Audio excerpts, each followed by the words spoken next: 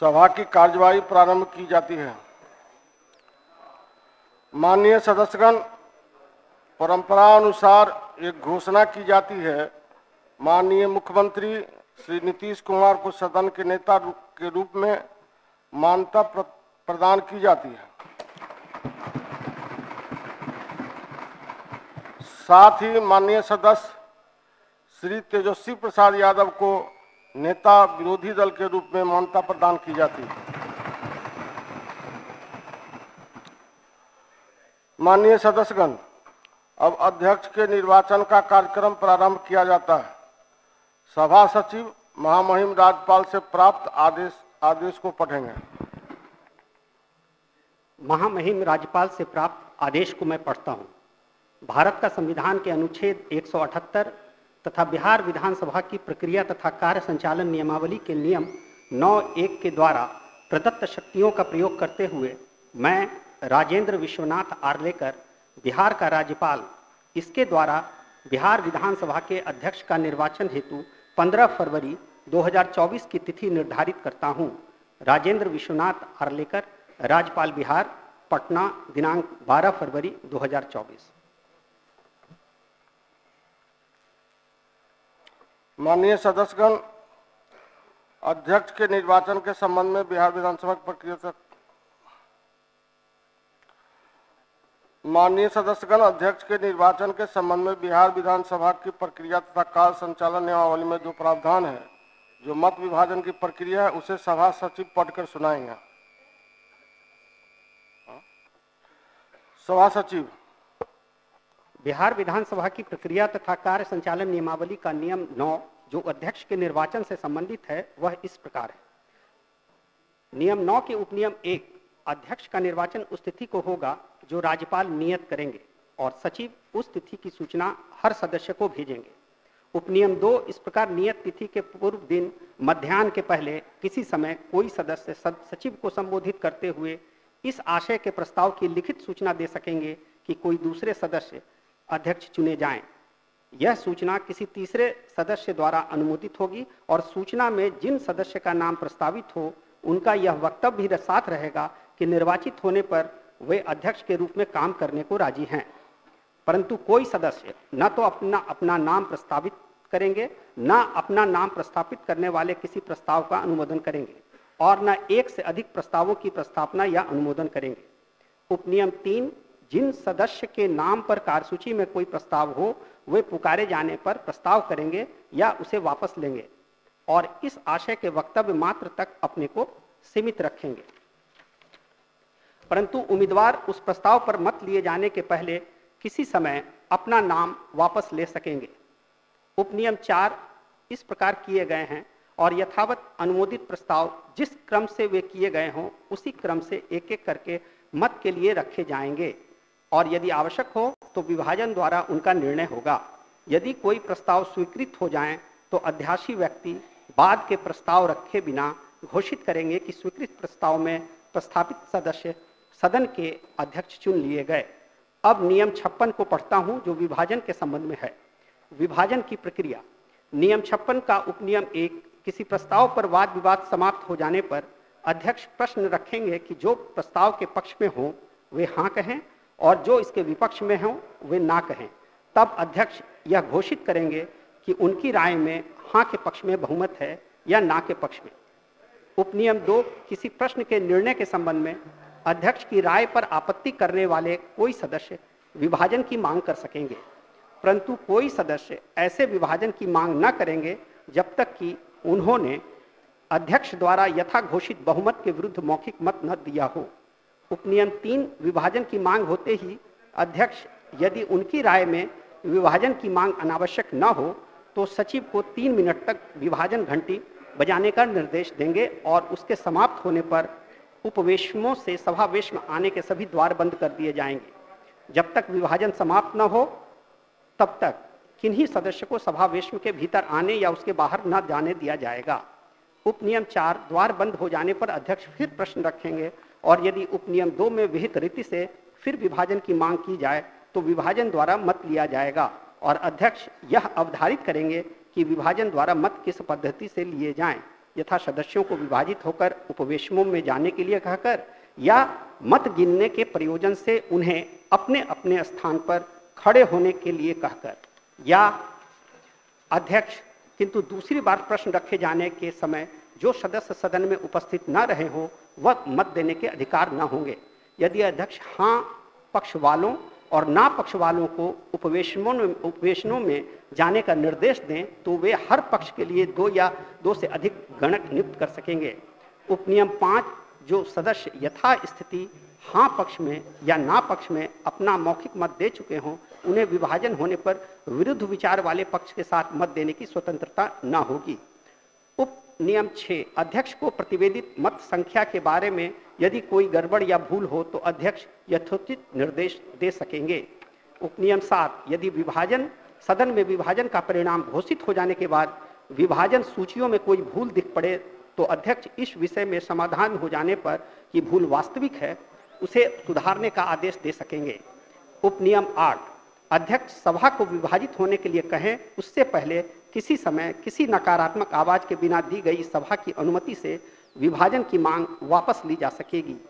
ऐसा होने पर विभाजन न किया जाएगा और अध्यक्ष के जिस निर्णय पर आपत्ति की गई हो वह बना रहेगा। माननीय सदस्यगण, अध्यक्ष के निर्वाचन के लिए कुल 15 प्रस्ताव प्राप्त हुए हैं। सभी प्रस्ताव एक ही माननीय सदस्य श्री नंदकिशोर यादव के संबंध में प्राप्त हुए हैं। जो प्रस्ताव है उसे मैं क्रमवार सदन के सामने उपस्थित कर रहा हूं। प्रथम प्रस्तावक श्री विजय कुमार चौधरी 100 अनुमोदन करता है। श्री श्रवण कुमार 100। दूसरे प्रस्तावक है श्री विजय कुमार सिन्हा 100 और अनुमोदन करता है श्री हरिभूषण ठाकुर बचौल 100। तीसरे प्रस्तावक है श्री जनक सिंह 100 और अनुमोदन करता है श्री पवन कुमार जायसवाल 100। चौथा प्रस्तावक है श्री रामप्रीत पासवान 100 और अनुमोदन करता है श्री अशोक कुमार सिंह 100। पांचवें प्रस्तावक है श्री विनोद नारायण झा 100 और अनुमोदन करता है श्री राणा रणधीर 100। छठे प्रस्तावक है श्री कृष्ण कुमार ऋषि 100 और अनुमोदन करता है श्री पवन कुमार यादव 100। सातवें प्रस्तावक है श्री प्रमोद कुमार 100 और अनुमोदन करता है श्री राम सिंह 100। आठवें प्रस्तावक हैं श्री संजय सरावगी 100 और अनुमोदन करता है श्री अरुण शंकर प्रसाद 100। नौवें प्रस्तावक हैं श्री श्याम बाबू प्रसाद यादव 100 और अनुमोदन करता है श्री जयप्रकाश यादव 100। 10वें प्रस्तावक हैं श्री अनिल कुमार 100 और अनुमोदन करता है श्री प्रणव कुमार 100। 11वें प्रस्तावक है श्री सुनील मणि तिवारी 100 और अनुमोदन करता है श्री कृष्णनंदन पासवान 100। 12वें प्रस्तावक है श्री संजीव चौरसिया 100 और अनुमोदन करता है श्री ज्ञानेंद्र सिंह 100। 13वें प्रस्तावक है श्री सुमित कुमार सिंह 100 और अनुमोदन करता है श्री राम सूरत कुमार 100। 14वें प्रस्तावक है श्री प्रफुल्ल कुमार माझी 100 और अनुमोदन करता है श्री रामचंद्र प्रसाद 100 और 15वें प्रस्तावक है श्री प्रेम कुमार 100 और अनुमोदन करता है श्री राम नारायण मंडल 100। माननीय सदस्यगण, सभी प्रस्ताव नियमानुकूल है। माननीय सदस्य श्री विजय कुमार चौधरी जी का प्रस्ताव प्रथम है, इसलिए मैं उन्हें प्राथमिकता देता हूं। माननीय सदस्य विजय कुमार चौधरी अपना प्रस्ताव प्रस्तुत करें। उपाध्यक्ष महोदय, मैं प्रस्ताव करता हूं कि श्री नंद किशोर यादव सदस्य विधानसभा बिहार विधानसभा के अध्यक्ष चुने जाएं। माननीय सदस्य श्री श्रवण कुमार। उपाध्यक्ष महोदय, मैं इसका अनुमोदन करता हूं। प्रश्न यह है कि श्री नंदकिशोर यादव 100 बिहार विधानसभा के अध्यक्ष चुने जाएं। जो इसके पक्ष में है वह हाँ कहें, जो इसके विपक्ष में है वह ना कहें। मैं समझता हूं कि पक्ष में बहुमत है, पक्ष में बहुमत है। प्रस्ताव सर्वसम्मति से स्वीकृत हुआ।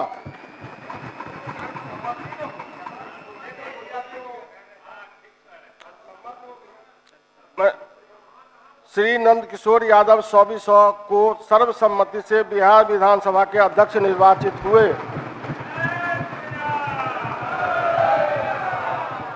अब मैं माननीय मुख्यमंत्री जी एवं माननीय नेता विरोधी दल श्री तेजस्वी प्रसाद यादव जी से आग्रह करता हूं कि माननीय अध्यक्ष को आसन पर लाने की कृपा करें।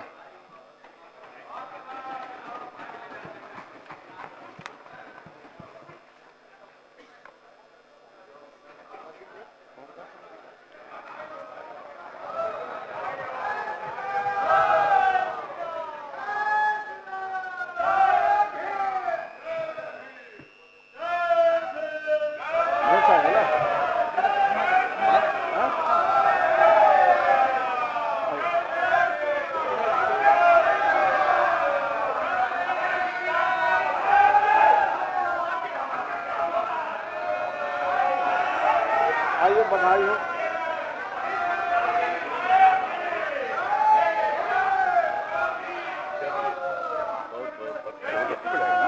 पकड़ के बिठाओगे ना भाई पकड़ के बिठाएगा ना।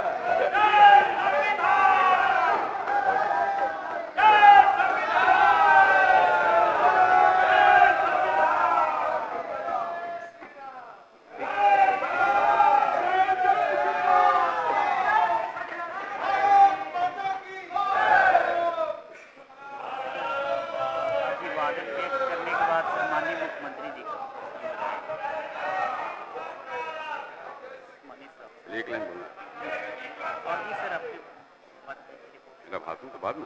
हाँ सर, इसके बाद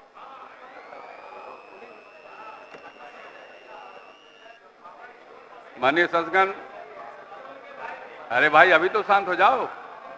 माननीय सदस्यगण, आप सबों का बहुत बहुत आभार। माननीय मुख्यमंत्री जी, आप अध्यक्ष बने हैं, मैं आपको बधाई देता हूं। आप सबको बधाई। आप पहले भी जो अध्यक्ष थे उनका भी मैं नमन करता हूं। आप सबको बधाई। सब लोग रहे हैं, जो भी रहे हैं, सब काम करते हैं। आप भी पुराने लोग हैं, इतना पहले से मंत्री रहे हैं और सब काम किए हैं। अब फिर आपको मौका मिला है यहाँ पर आने का, तो बहुत खुशी की बात है और सबको प्रसन्नता है। दोनों पक्ष के लोगों ने आपको यहाँ करके प्रस्तावित किया है, इसलिए आप सबके सहमति से हैं और आप खूब बढ़िया से काम कीजिएगा। और आप यही अनुरोध करेंगे कि सबकी बात सुनिएगा। पक्ष इधर के सत्ता पक्ष और विपक्ष सबकी बात को ध्यान से सुनिएगा और सब लोगों की बात पर ध्यान देते हुए काम करिएगा। यही मेरा अनुरोध है। और हम तो जानते ही हैं कि आप इतने सबसे अनुभवी व्यक्ति हैं कि खूब अच्छा काम करिएगा। आज आपको जो अवसर मिला है तो हमको बड़ी खुशी है। ये अवसर बहुत सत्य है और समूचे विपक्ष ने भी आपको समर्थन किया है। मैं विपक्ष का भी समर्थन करता हूं। बहुत बहुत धन्यवाद। माननीय नेता विरोधी दल श्री तेजस्वी प्रसाद यादव जी। सबसे पहले आपको हमारे दल की तरफ से, हमारे राष्ट्रीय अध्यक्ष जी की तरफ से और समस्त बिहार वासियों की तरफ से आज अध्यक्ष के पद पर आप बैठे हैं, विराजमान हुए हैं, इसके लिए आपको शुभकामनाएं देते हैं। और आपको आगे हम इसी हिसाब से हम सब लोग उम्मीद करते हैं और पूरा भरोसा है कि आप निष्पक्ष होकर के नियमावली के हिसाब से सदन चलाने का काम करेंगे। और आपका तो अनुभव काफ़ी पुराना रहा है और मंत्री से लेकर के समाज की आप लोगों ने खूब आवाज़ उठाने का काम किया है, जनता की आवाज़ उठाया है, उसका निदान किया है। और आपके बनने से मुझे काफ़ी प्रसन्नता हो रही है और इसलिए सभी विपक्ष और पक्ष द्वारा आपको जो है सभी लोगों के सहयोग से आप यहाँ आज बैठे हैं तो बहुत अच्छी बात है। लेकिन हम आपको साथ साथ ये भी भरोसा दिलाते हैं कि बिहार का जो विपक्ष है वो भी जनता के सवाल को उठाते रहेगा और हम लोग निष्पक्ष ढंग से जनता के साथ खड़े रहेंगे और बिहार आगे बढ़े, उत्थान हो, ये हम सब लोग मिलकर के इसी दिशा में काम करें, यही हमारी अपेक्षा माननीय सदन के नेता से भी होगी और सभी मंत्रीगण जो विस्तार होगा उनसे भी होगी और सभी जितने विपक्ष के दलों के नेता हैं, यही हम कहेंगे कि ईमानदारी से जो ज़मीनी बात है, जो हकीकत है, वो सदन के सामने लाइए और पूरा भरोसा अपने स्पीकर पे, अध्यक्ष महोदय पे कीजिए कि क्योंकि पक्ष विपक्ष इनके आसन पे एक बार बैठ गए हैं तो सब बराबर है, अब कोई पार्टी नहीं है, तो सबको देख करके ख्याल रख करके काम आपको करना है और हम पूरा सहयोग सदन चलाने में जो मदद हो सकेगा वो हम करने का प्रयास करेंगे। बहुत बहुत धन्यवाद। आपको लालू जी की तरफ से भी शुभकामनाएं। माननीय उप मुख्यमंत्री श्री सम्राट चौधरी जी। आदरणीय अध्यक्ष महोदय, मैं सर्वप्रथम आपको भारतीय जनता पार्टी की ओर से विशेष तौर पर बधाई देता हूं कि लंबा अनुभव है आपके पास, 7 बार से लगातार विधायक भी हैं और संगठन की भी जिम्मेदारी आपके पास रही है और आप एक लौते हमारे पार्टी के अध्यक्ष रहे जो दोनों, चाहे बिहार बटा हो या बटने के पहले के अध्यक्ष रहे हैं, ये आपके पास अनुभव रहा है संगठन का भी लंबे समय से और मंत्री के तौर पर भी सरकार में आपने अच्छा काम किया, बिहार की सड़कें अच्छी हुई। इसलिए विशेष तौर पर मैं यही आग्रह भी करूंगा आपसे कि जिस तरह सभी लोगों ने आपसे आग्रह किया कि निष्पक्ष होकर पूरा सदन चले और आप तो गुरु गोविंद सिंह जी के धरती से आते हैं जिन्होंने पूरा संदेश इस देश के लिए दिया है, सनातन को बचाने के लिए अपने प्राणों की आहुति तक देने का काम किया। तो हम तो यही विश्वास करते हैं, आदरणीय प्रधानमंत्री जी ने, आदरणीय राष्ट्रीय अध्यक्ष जी, पार्टी के हमारे राष्ट्रीय अध्यक्ष जी ने, गृह मंत्री जी ने आप पे पूरा भरोसा जताया है। पार्टी चाहती है कि आप निष्पक्ष होकर बिहार विधानसभा का सत्र चलाने का काम करें। बहुत बहुत धन्यवाद। माननीय उप मुख्यमंत्री श्री विजय कुमार सिन्हा जी।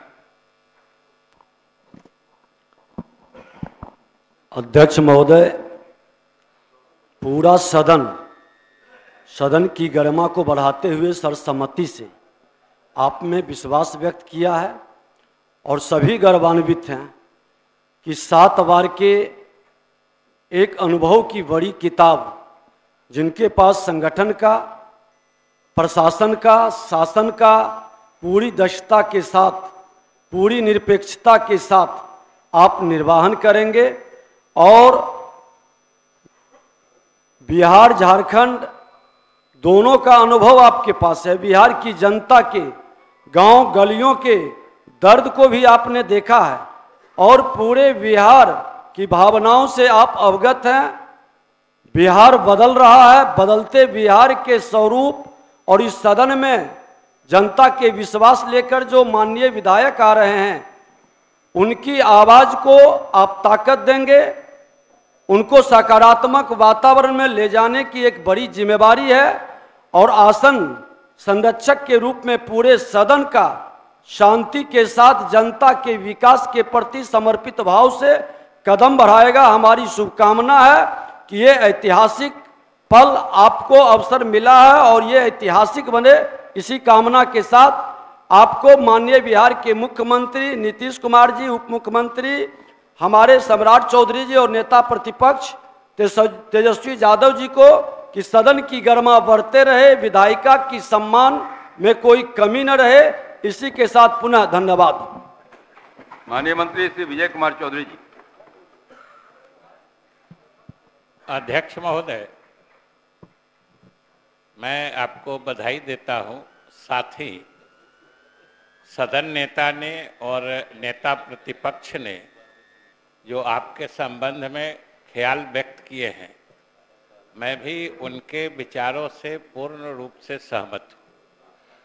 और अध्यक्ष महोदय, हमारे नेता ने मुझे भी उस आसन पर काम करने का मौका दिया था और आपके अनुभव, आपके समझबूझ और खास तौर से जो नियमों के संबंध में आपकी पैनी दृष्टि होती है, उसका हमने उस आसन पर रह के भी सहारा और सहयोग लिया था और हम सदस्यों को बताना चाहते हैं कि मुझे खुशी है कि जो हमने नियमावली में कुछ नियम जिनका पालन नहीं हो रहा था सदन में, जो नियम समिति में आप ही के मदद से हम लोगों ने 3 दर्जन से भी ज़्यादा संशोधन किए थे हम लोग, और उसमें आपकी अग्रणी भूमिका थी। इसलिए हम लोग तो सब लोग आपके अनुभव, आपकी समझदारी के कायल हैं ही, और आज एक नई जिम्मेदारी आप ग्रहण कर रहे हैं उस आसन पर, और उस आसन पर रहते हुए दोनों पूरे सदन का विश्वास, एक एक सदस्य का विश्वास आपको निभाना है। कभी कभी यह काम चुनौती भरा होता है और उस आसन पर रह के दुविधा की स्थिति भी उत्पन्न होती है, लेकिन उस हालत में वहाँ आपके बगल ही में 2 किताबें हमेशा पड़ी रहती है, शुरू से पड़ी रहती आई हैं, अभी भी हैं और आगे भी रहेंगी। वो है भारत का संविधान और इस सदन के लिए जो प्रक्रिया तथा कार्य संचालन नियमावली। यही 2 आंखें होती है जब किसी दुविधा के घड़ी में आसन के नज़र को आगे बढ़ाती है। इसलिए हम समझते हैं कि पूरे सदन ने जब संपूर्ण विश्वास आपको देख के उस आसन पर लाया है, निश्चित रूप से आप सारे सदस्यों का ख्याल करिएगा। सरकार की भी बात होती है, विपक्ष की भी बात होती है। जहाँ तक सरकार की बात है, हम बराबर कहते हैं कि विपक्ष कोई प्रश्न पूछते हैं, सरकार के कमियों को दर्शाते हैं, तो सरकार तो उसको सहयोग मानती है। हम भी अपने कमियों को दूर करना चाहते हैं, इसलिए कभी भी कोई दिक्कत की बात नहीं होती है। और आप वहाँ हैं, हम सब लोग आश्वानित हैं, और आपको पार्टी के तरफ से, सरकार के तरफ से, नेता और समूचे सदन की तरफ से संसदीय कार्य मंत्री के रूप में मैं पूर्ण शुभकामनाएं देता हूं कि आप अपने उत्तरदायित्वों का निर्वहन न सिर्फ कुशलता पूर्वक और पारदर्शिता से, बल्कि आप पूरे सदन के लिए संतोषजनक अपने दायित्वों का निर्वहन करेंगे। बहुत बहुत धन्यवाद। माननीय उपाध्यक्ष श्री महेश्वर हजारी। माननीय अध्यक्ष जी, आज सर्वसम्मति से आपका चुनाव हुआ, इसके लिए मैं बधाई देता हूं, धन्यवाद देता हूं, और आशा और उम्मीद करता हूं कि सदन की गरिमा जो बिहार की संस्कृति है, बिहार की गरिमा है, और पक्ष विपक्ष, चूँकि अध्यक्ष का पद, अध्यक्ष का आसन कस्टोडियन होता है सभी पक्ष और विपक्ष का, मुझे पूरी उम्मीद है कि आपका जो संवैधानिक या पार्लियामेंट्रियन जो ज्ञान है, इतने दिन से जनता की सेवा किए हैं, इतना दिन से सदन में आपको जनता ने भेजने का काम किया है, इसका जो अनुभव है पूरे बिहार को मिलेगा और सदन को मिलेगा, और सभी जो पक्ष विपक्ष हैं उसको मान सम्मान मिलने का काम करेगा। मुझे पूरी उम्मीद है जिस तरह से 12 तारीख के जब सरकार पर को मतदान के द्वारा जो अविश्वास प्रस्ताव आया था, तो लगता था कि पूरे भारत में यहाँ बिहार के लोगों को सिर्फ मीडिया पर नज़र थी कि क्या होगा नहीं होगा, लेकिन मैं धन्यवाद देना चाहता हूँ हाँ पक्ष के लोग के भी, ना पक्ष के लोग के भी, किस तरह से एक ऐतिहासिक बिहार के गरिमा को पूरे देश में बढ़ाने का काम किया। इसके लिए भी मैं धन्यवाद देता हूं सभी माननीय सदस्यों को, और मुझे पूर्ण उम्मीद है कि आदरणीय नंदकिशोर बाबू की अध्यक्षता में सदन की कार्रवाई पक्ष और विपक्ष सभी को सम्मान मिलेगा और सदन की कार्रवाई सुचारू रूप से चलेगी। इन्हीं चंद शब्दों के साथ शुभकामना सहित मैं अपनी बात समाप्त करता हूं। जय हिंद, जय भारत। माननीय मंत्री श्री सुमित कुमार सिंह जी। सुमित जी। माननीय अध्यक्ष जी, सबसे पहले मैं पूरे सदन की तरफ से आपको शुभकामनाएं देता हूं, और आज बहुत सुखद पल है कि हम लोग सब मिलकर आपको सर्वसम्मति से अध्यक्ष के पद पे चुने हैं, और हम लोग यही मानेंगे कि आप लोग आपके अध्यक्ष के काल में जो भी फैसला हो वो निष्पक्ष हो, और आप सभी को देखकर जैसे एक अभिभावक के तौर पे हम लोग को लेकर चलें, और आप लोग का आपका ये जो प्यार है वो हम लोग पे बरसता रहे। माननीय सदस्य श्री शकील अहमद खां जी नहीं है।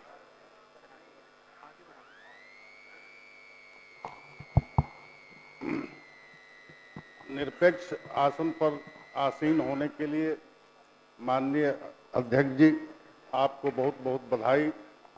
आपके लिए ढेर सारी शुभकामनाएं। हमारे दल के कुछ सदस्य कुछ कारणवश नहीं आ पाए हैं, सबकी ओर से आपको ढेर सारी शुभकामनाएं। कई मित्रों, एक चर्चा चलती है देश भर में, सनातन शब्द का प्रयोग किया जाता है। सनातन शब्द का ही उद्घोष है कि सर्वे भवन्तु सुखिनः, सर्वे संतु निरामया। जी हाँ, तो ये उद्घोष है सनातन का। और जब राजा राम अयोध्या के राजकाज पर आते हैं तो वो अपने प्रजा से कहते हैं कि इस आसन पर बैठ करके अगर मेरे से कुछ अनिष्ट हो जाती की बात होती है तो हे प्रजागण मुझे बरज देना। तो यह निरपेक्ष शासन उसी का प्रतीक है कि जो भी कुछ अनिष्ट बातें, चाहे वो पक्ष से हो या विपक्ष से हो, इसको बरजने का काम आपके जिम्मे है। तथा आप पक्ष या विपक्ष दोनों के कस्टोडियन हैं। जनता का काम पक्ष के भी से होना है, विपक्ष से भी होना है। जनता का कार्य कैसे हो इसका पूरा पूरा ख्याल आप रखेंगे, ऐसा भरोसा और विश्वास मुझे है जी। बहुत बहुत धन्यवाद। माननीय सदस्य श्री महबूब आलम जी।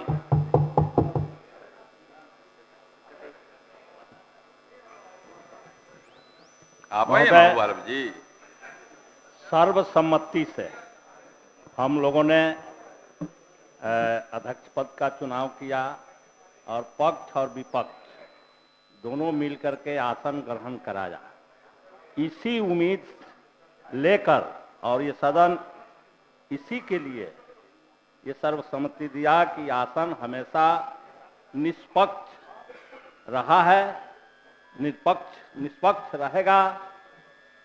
हम इस उम्मीद के लिए बहुत बहुत बधाई देता हूं और ये उम्मीद करके बधाई देता हूं कि आगे ये निष्पक्षता बनी रहेगी, किसी के प्रभाव में आने की जरूरत आसन को नहीं पड़ेगी। यही उम्मीद है और इसी उम्मीद के साथ मैं फिर बधाई देते हुए अपनी बात समाप्त करता हूं। माननीय सदस्य श्री जीतनराम मांझी जी।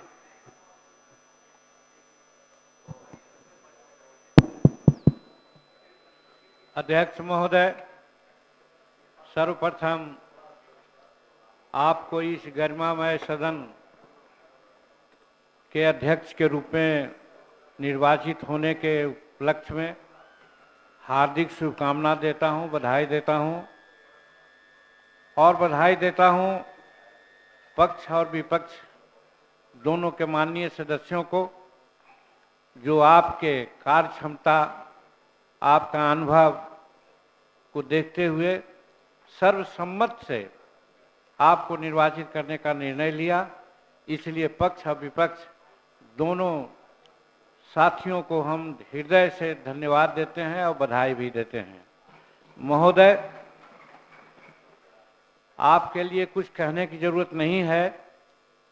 आपको हम देख रहे हैं, क्योंकि 1980 से ही आज इस सदन का मेंबर रहने का मुझे मौका मिला है और इस बीच में आपको हम सरकारी पद पर रहते हुए भी और गैर सरकारी पद पर रहते हुए भी काम करते देखा है और जिस हास्यमय और तर्कपूर्ण बात आप करते हैं, हम समझते हैं कि ये जो दिन आने वाला है हम लोगों का, वो विधानसभा के लिए सुनहरा दिन होगा, ऐसा मैं प्रत्येक समझता हूँ। महोदय, प्रेमचंद की एक बात याद आती है, हालांकि वो कहने की जरूरत नहीं थी, लेकिन तो भी प्रसंगवश मैं कहता हूँ कि पंच के मंच पर बैठा व्यक्ति न किसी का दोस्त होता है न किसी का दुश्मन होता है, यानी सब अपने नियम प्रनियम और जो हमारे कायदे कानून हैं उसके अनुसार काम होना चाहिए।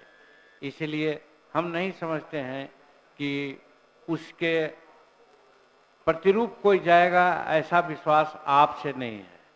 फिर एक बात और आ जाती है रामायण की, जबकि बहुत लोग तो रामायण को लोग दूसरे रूप में समझते हैं, लेकिन उसमें कहा गया है कि मुखिया मुख सो चाहिए, खान पान में एक, पालत पोषत सकल जग, तुलसी सहित विवेक।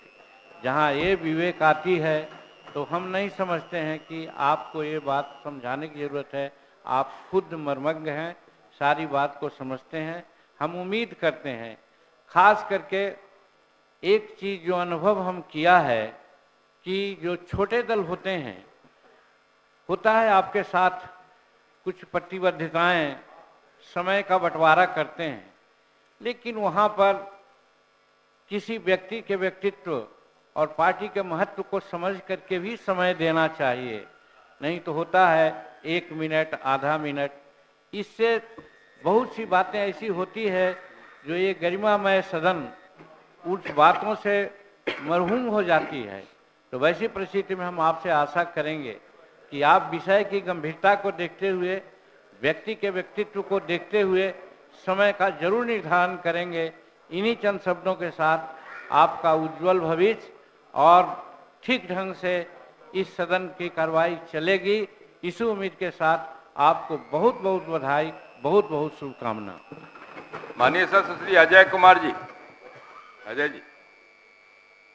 माननीय अध्यक्ष महोदय, आप सर्वसम्मति से अध्यक्ष चुने गए हैं, आपको बहुत बहुत बधाई। मैं पार्टी की ओर से और मैं अपनी ओर से बधाई देता हूं। और आपकी कुर्सी जो है वो बीच में है, सत्ता और विपक्ष के बीच में है। एक आंख आपकी हमेशा सत्ता पक्ष की तरफ और दूसरी आंख हमेशा आपकी विपक्ष की तरफ रहती है, और इसीलिए बीच में कुर्सी है। आपके साथ बहुत कम ही समय लेकिन काम करने का मौका मिला है आंतरिक संसाधन कमेटी में। आपके काम को मैं देखा हूँ और मैं उम्मीद करता हूँ कि आप उसी हिसाब से जो मैं आपको समझ पाया जरूर आप काम करेंगे। एक आपसे मेरी भी गुजारिश है, और मैं हर बार जब अध्यक्ष चुने गए, संजोग से इस बार तो सदन में 3 बार, तो हर बार मैं इस बात को मैं रखा कि सवाल क्वेश्चन प्रश्न आवर जो होता है, क्वेश्चन आंसर, वो जनता का वो समय होता है, वो कैसे चले।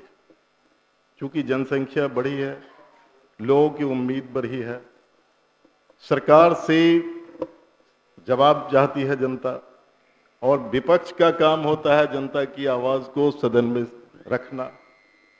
तो मैं समझता हूं कि आप अपनी काबिलियत से जरूर उस समय, महत्वपूर्ण समय को जरूर आप उपयोग में लाने की चेष्टा करेंगे। और इसी के साथ मैं फिर से आपको बधाई देते हुए अपनी बात खत्म करता हूं। माननीय सदस्य श्री सूर्यकांत पासवान जी। माननीय सदस्य श्री अख्तरुल ईमान जी। नहीं, विनय बिहारी जी। माननीय सदस्य श्री विनय बिहारी जी। केवल आप कविता कह के बंद करिए। जी, भाषण नहीं देना। जी, भाषण नहीं दे रहा हूं। इंसान पुरजोर हैं आप, सुबह की भोर हैं आप। मैं विनय बिहारी आपको नमन करता हूं, सदन के नंद किशोर हैं आप। धन्यवाद। माननीय सदस्य श्री अवध बिहारी चौधरी जी।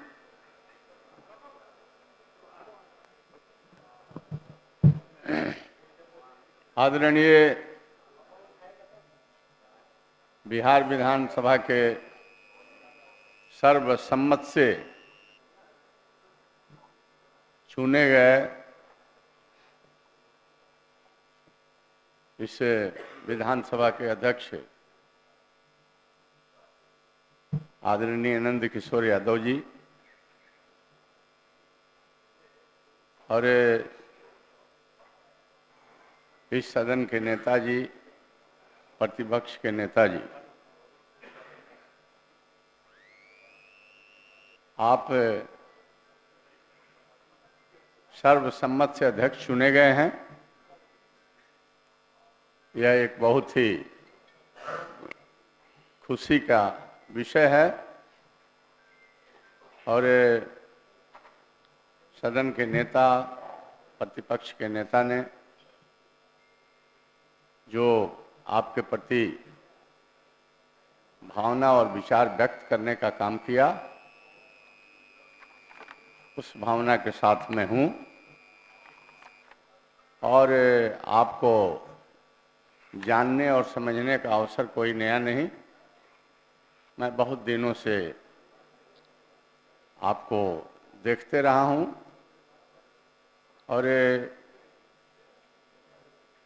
मैं भी उस आसन पर रह करके हमसे जितना पाया निष्पक्षता के साथ अपने दायित्वों का निर्वहन करने का काम किया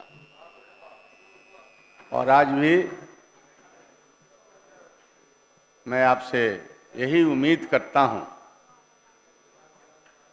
कि नियम, प्रक्रिया, संविधान को देखते हुए सदन आपसे उम्मीद करता है कि निष्पक्षता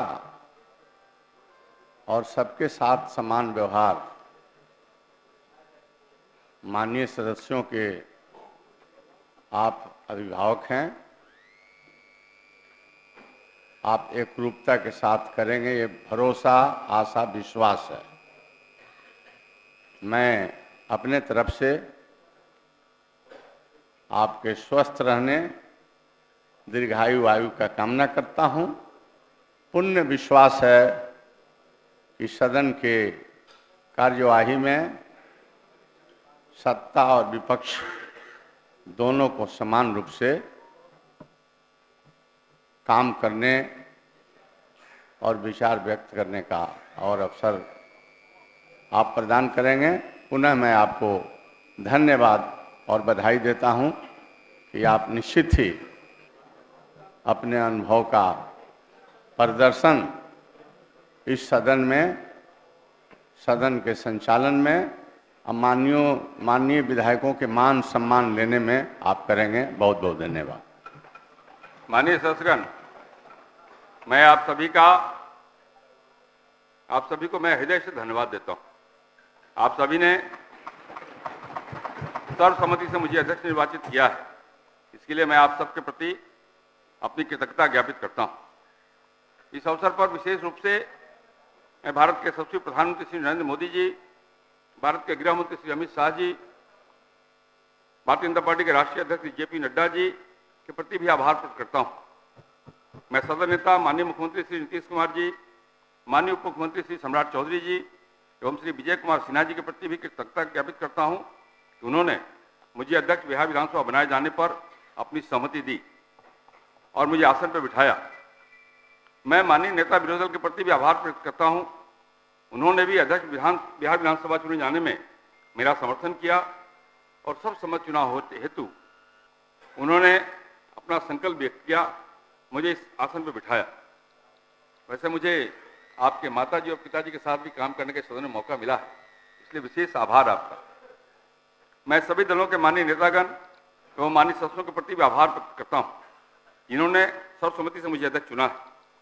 माननीय सदस्यगण, लोकतंत्र सामूहिक न्याय निर्णय की एक पद्धति है।